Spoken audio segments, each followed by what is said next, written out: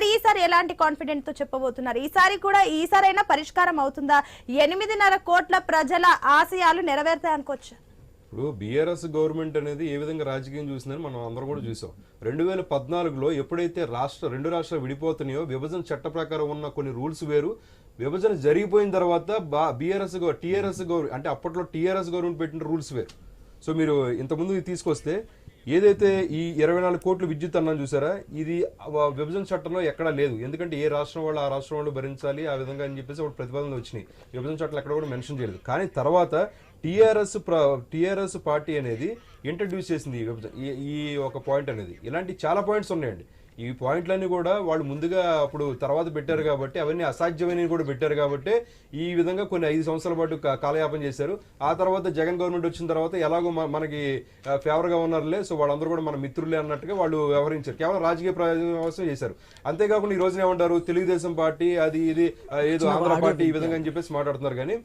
కానీ ఈ రోజున వాడు గుర్తుపెట్టుకోవాలి, తెలుగుదేశం పార్టీ అనేది పుట్టింది తెలంగాణలో. ఫస్ట్ మీరు గుర్తుపెట్టుకోండి. ఇక్కడ ఆంధ్రప్రదేశ్ తెలంగాణ రెండు కూడా తెలుగుదేశం పార్టీకి 2 కళ్ళ లాంటివి. అది కూడా మీరు గుర్తుపెట్టుకోవాలి. సో అలా లేదు, ఎంతసేపు కూడా ఈ బురద జల్లుదని చెప్పి ప్రయత్నించారనుకో. 2001లో మీరు ఎందుకు పార్టీ పెట్టారు? ఖచ్చితంగా సపరేట్ తెలంగాణ కోసం పార్టీ పెట్టారని చెప్పి మీరు చెప్తున్నారు. కానీ మరి 2009లో అలా పెట్టిన వాళ్ళు 2009లో ఎందుకు పొత్తుకొచ్చారు తెలుగుదేశం పార్టీతో? ఇవి కూడా మీరు చరిత్ర చూడాలి సార్.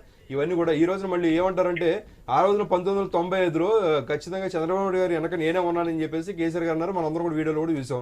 మళ్ళీ ఈ రోజున ఏమంటారు, బాబు గారు వెన్నుపోటు పొడిచారు. అంటే ఏంటంటే రాజకీయంలో ఏదో నరం లేని నాలుక అన్నట్టుగా మీరు నిరూపించడం జరుగుతుంది.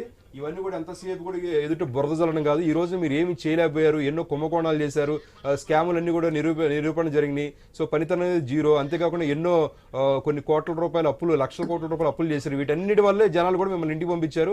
అయినా సరే ఏదో ఇప్పుడు మేము ఉన్నామని చెప్పి గుర్తు చేయడానికి, లేదా ఏదో ఒకటి ఎలిగేషన్ పెట్టడం కోసం ఈ రోజు మీరు బయటకు వచ్చేసి చంద్రబాబు నాయుడు గారు మీరు బురద జల్లడం ప్రయత్నిస్తారండి. అది మనం అసలు అది 100% తప్పని చెప్పి నేను చెప్తున్నాను.